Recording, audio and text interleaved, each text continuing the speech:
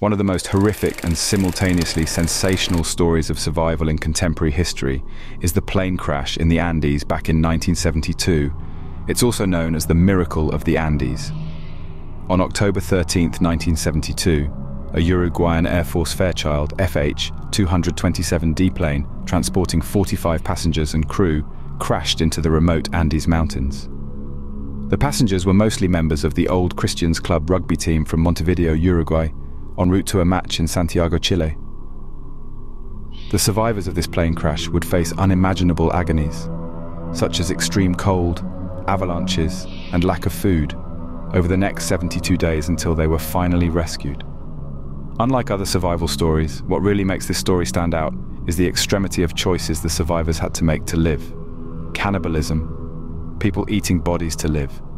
This crash, and the unbelievable tale of human endurance that followed, has been the subject of books, films, and innumerable discussions about the limits of human survival, the will to live, and moral and ethical boundaries people may cross when faced with the ultimate struggle for survival. The Flight and the Crash, October 13, 1972. It was one of the most infamous flights in history, which took off from Montevideo, Uruguay, on October 12, 1972. On board were 45 people, 19 members of the Old Christians rugby team, their friends and family, and the flight crew, bound for Santiago, Chile to play a rugby match. The Fairchild plane was flying over the Andes en route to its destination when bad weather conditions compelled the plane to wait it out in Mendoza, Argentina. On October 13th, the plane attempted to cross the Andes. Flying over the high Andes is dangerous enough in the best of circumstances. Adding unpredictable weather together with these towering mountain peaks, navigation perilous. On that fateful day, cloud cover and poor visibility made flying even more hazardous. Pilots Captain Julio Ferradas and co-pilot Lieutenant Colonel Dante Lagurara misjudged their position, believing they were over flat terrain beyond the mountain range when they were deep within it. While clearing a mountain peak in preparation for its approach to Santiago, it sheared off the wings of the aircraft, which tumbled down the mountainside before coming to rest in a remote valley at an altitude of 3,570 meters. Of the 45 people on board, 12 died in the initial crash, either from the impact of the fall or being thrown out of the plane. Those who had lived through the crash now immediately faced a grim reality. They were stranded in one of the most inhospitable places on Earth, high in the Andes, with no food, no rescue anywhere in view, and no method of calling for help. The survivors quickly organized themselves, tending to the injured and trying to salvage anything useful from the wreckage. But then the bleak realization of their situation sank in. They were truly alone in a bleak and icy wasteland. The struggle for survival, loneliness, and cold. The immediate period following the crash was a time of utter shock and confusion. They consisted of young rugby players, some family members, and a few crew members, with many seriously injured due to broken bones, concussions, and general trauma of the crash. Dr. Roberto Canessa, one of the survivors and medical student, did what he could to treat the hurt. Supplies were extremely limited. Of course, challenges faced the survivors right from the very start. Perhaps the most immediate and dire was the cold. Nighttime temperatures in the Andes plummeted well below freezing, and the survivors had little proper clothing to keep the elements off them. They managed to salvage what they could from the plane, use seat cushions, and any other materials they could find to insulate themselves from the cold. Initially, the survivors were expecting the rescuers to find them in a few days. The days seemed endless and gradually turned into weeks, and the hope started ebbing away from their core souls. What the survivors did not know was that, as a fact, the search effort was already off. Because the crash had occurred in such a remote area, and because the white fuselage of the plane was unable to be spotted against the snow-covered mountains, rescue teams were never able to locate the wreckage. By the 8th day, the search was officially abandoned, leaving the survivors to fend for themselves. The decision to survive: cannibalism.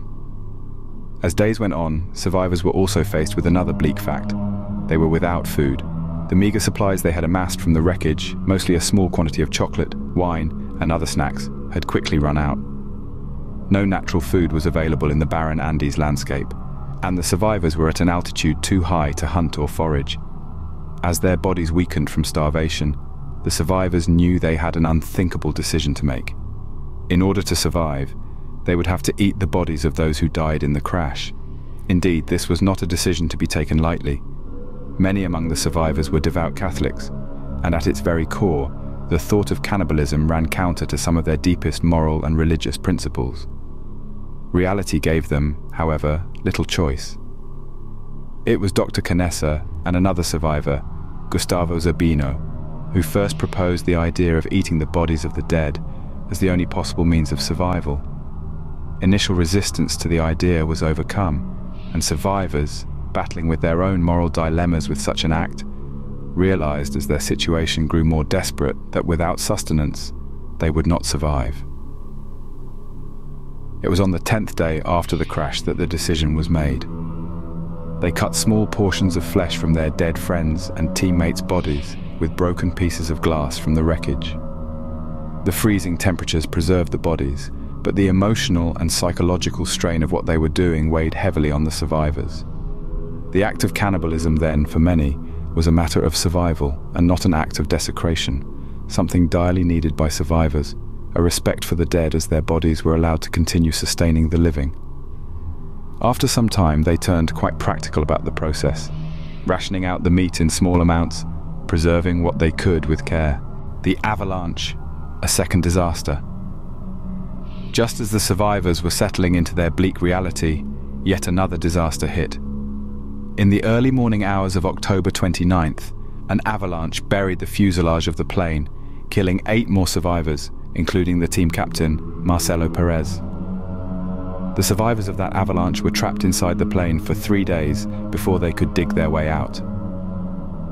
The avalanche only burdened the survivors' already pitiful situation further by reducing their numbers, making them less company for each other, since the desolateness and the hopelessness at having fewer people left alive would further deepen. Besides, the avalanche buried most of the remaining food and supplies, thus the survivors had to rely even more on the bodies of the dead to sustain themselves. It would be expecting too much of the survivors not to be deterred by the avalanche and the growing ordeal of their experience. They had long since given up all hope of rescue by a team and knew that if they were to survive, they would have to find their own way out of the mountains. The trek for help, the long road to rescue. By mid-December, more than 2 months since the crash, it became patently apparent to the survivors of the plane accident that they could no longer wait for any attempt to rescue them. Physically weakened by hunger and cold, mentally worn down by their desperate situation, the group realized that their only hope for survival lay in sending a small group of themselves out to seek help. Dr. Roberto Canessa, Nando Parrado, and another survivor, Antonio Vizintin, volunteered to make the trek. They knew it was going to be a dangerous journey. No proper equipment, no mountaineering experience, and no knowledge of the terrain were on their side. But with the other option being death in the mountains, they did not hesitate to take the gamble. On December 12, 1972, 3 men began a life-or-death trek across the Andes. With homemade sleeping bags, clothes made out of seat covers, and a minimum supply of food, they started to climb the mountain above them, thinking that once they crossed the peak, they would find civilization on the other side. It was a brutal trek. Months of starvation had weakened the men, and the altitude made every step an agonizing chore. The cold was relentless, and the thin air sucked life from their lungs. On the 3rd day, they reached the top to find another endless sea of mountains beyond. Knowing they would otherwise never make it back if the 3 of them continued, the hard decision was made to send only 2 of them forward. Vizintin headed back toward the site of the crash, while Parrado and Canessa pressed on, determined to find help. On the 10th day of mountain trekking, Canessa and Parrado finally saw signs of life. They saw cattle grazing in a field, a sure sign that they were approaching civilization. Tired and hardly able to walk, they followed the cattle down toward a river where they encountered a Chilean shepherd named Sergio Catalan. Catalan was shocked to see the 2 scrawny men and immediately went to seek help. The rescue, a miracle in the mountains. On December 20th, 1972, over 70 days after the crash, rescue helicopters finally reached the site for the first time. Of the 45 people who were aboard the plane, only 16 had survived. The survivors would be airlifted out of the mountains as their ordeal came to a close. The story of the rescue was leading news all over the world, while the human interest story of the survivors, their story of amazing endurance, captured imaginations. However, when it was learned that the survivors had used cannibalism during the ordeal, the tenor of the story became much darker and sensationalistic. Shocking the world, this revelation caused an overwhelming amount of public debate. Whereas for many it was understandable considering the extreme circumstances, for others it was just horrible even to consider that humans would eat the flesh of their fellow passengers. In a statement, the Catholic Church further elucidated that the survivors could not be held for any sin because their decision had been taken in conditions of extreme stress and with no other means to survive. Explaining the moral dispute on grounds of the Church, Father Andres Rojas, one of the priests present during the rescue, said, "It was not immoral because it was about sustaining life."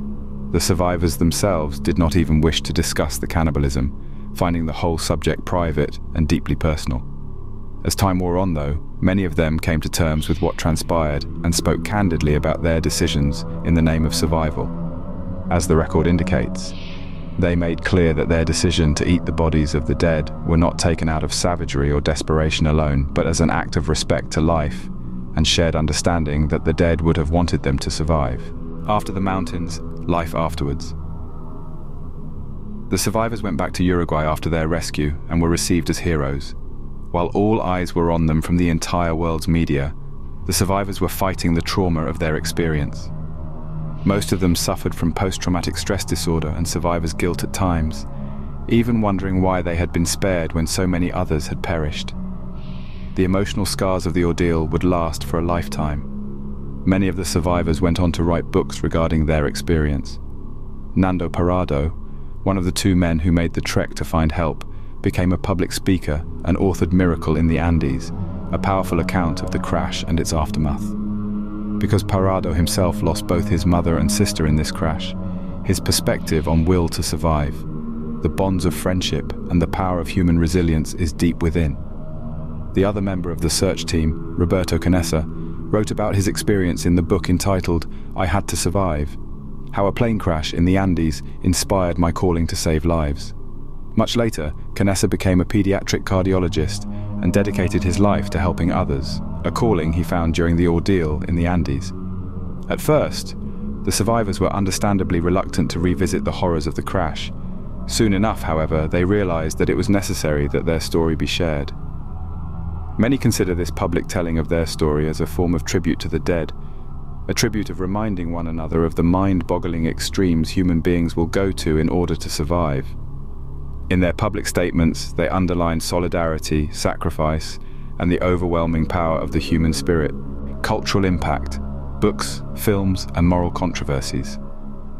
The Andes plane crash story went immediately into the cultural consciousness and inspired volumes of books, in-depth documentaries, and films. The most famous film adaptation of this story came out in 1993. Alive, written from Piers Paul Reed's bestseller of 1974, entitled Alive, The Story of the Andes Survivors. Also directed by Frank Marshall, starring Ethan Hawke as Nando Parrado, the film is a wildly dramatic, emotionally wrenching retelling of events that really captured the physical ordeal and psychological toll the survivors endured. More than anything, Alive was critically acclaimed for handling the sensitivity of the survivors and not sensationalizing the story, especially the cannibalism. The movie makes the survivors human. They are normal people thrust into an extraordinary situation, forced into impossible decisions to stay alive.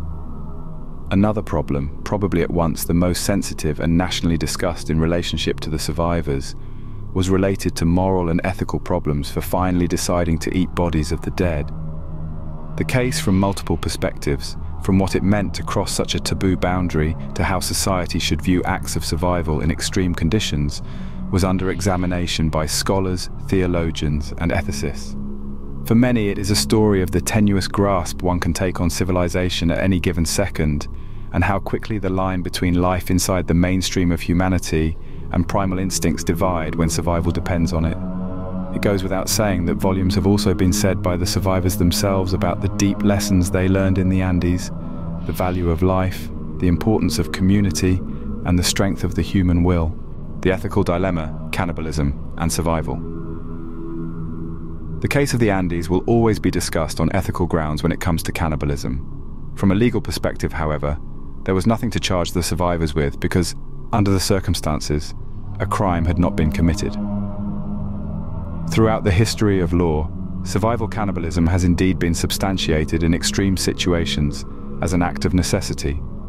It has long been recognized that persons in life and death situations cannot be judged to the same standard of morality and legality as persons in normal situations. From a religious point of view, the most important factor was the absolution of survivors by the Catholic Church. This decision was in confirmation to the doctrine of necessitas non habet legem, which in Latin means necessity has no law, and hence actions carried out when one is under extreme survival conditions can be excused morally. The survivors, being religious Catholics themselves, found great consolation in this ruling. However, the impact on their psyche due to their actions remained a great psychological burden. The philosophers have also commented on the case, stretching human morality and what essentially makes human survival instincts. Some would call survival cannibalism a manifestation of humanity's most basic drive to survive at any cost. Others would view cannibalism, when there is a morally problematic tragedy, as an extension of the bond between the living and the dead, a way to continue life even in death from so-called tragic situations. This case raises the question, among others, of what it means to be human in extreme situations. How does one maintain a sense of dignity, compassion, and community in the face of such unimaginable suffering? Some very powerful answers to the above question are given through reflections over their experience by survivors of the Andes crash. That they should have chosen to tell their story publicly, despite the pain and controversy this brought them, speaks volumes for their wish that others should understand the complexity of human survival. Lessons from the Andes, endurance, and the human spirit. Ultimately, the Andes plane crash is a story of resilience, endurance, and the triumph of the human spirit in the face of overwhelming adversity. The survivors were ordinary men who, in the light of sheer will and fraternity, overcame incredible odds to live through an implausible tale of survival. Their experience carries with it profound lessons about what it is to confront the darkest aspects of human existence and emerge on the other side with a renewed appreciation for life. The most striking feature of the Andes story is the attempted effort by survivors to stay alive through cooperation. Mostly from different backgrounds and hence comprising different strengths and weaknesses, they formed a deep bond into their ordeal. They shared tasks in a division of labor, took care of the injured, and supported one another both emotionally and physically. This esprit de corps was to be the lifesaver to give hope and strength to bear the ghastly conditions and mental torment of their situation. Many survivors, in reflecting upon this experience, have spoken with very pointed emphasis about the element of hope and will to live. They would not give up, even when the most terrible moments of starvation, cold, and lack of hope hit them. Nando Parrado and Roberto Canessa were challenging all odds with their decision for a trek through mountains in search of help. Their act of bravery and resolve to find their way out not only saved themselves, but ultimately led to the recovery of fellow survivors. The Andes story also reveals another trait of leadership and decision-making that has been viewed to be related to survival. Every day, they had to settle in their minds decisions as to how to ration their limited food supply and when and how to look for help. One of the key members of the group was Marcelo Perez, team captain and one of the victims of the avalanche, and he helped organize and kept order among survivors during the first few days. After his death, other leaders took over the mantle of leadership to make sure that cohesion in the group would not break down. Legacy of the Andes plane crash. The Andes plane crash is one of the most unbelievable survival stories of the 20th century. It is a story that has been dramatized and narrated through books, films, and documentaries, fascinating people's imagination across the world. The terrible experience endured by the survivors testifies to the strength of the human spirit and the unbelievable way in which people go to any lengths to save their lives. In fact, this terrible experience has etched itself into the survivors' very lives. They have emerged from the ordeal, not only as survivors of an unimaginable tragedy, but as persons who had been nurtured with the fragile lessons of life and insights concerning community, faith, and hope. Their story remains one of the many that inspire people to reflect on the nature of survival, the limits of human endurance, and the dilemmas related to morality in a life and death situation. The lessons to be learned from the Andes plane crash are only tangentially related to the actual event. They relate to universal values: courage, sacrifice, will to live. By telling their story, the survivors have given the world a dramatic reminder that even in the face of extreme adversity, humanity has the capacity to endure, overcome, and find meaning in survival. Thank you for spending time with us through Spookscope today. Feel free to share your knowledge and wisdom in the comments section, and don't forget to subscribe to the channel and share it with your friends and family. Until next time, my dear spooker, stay curious,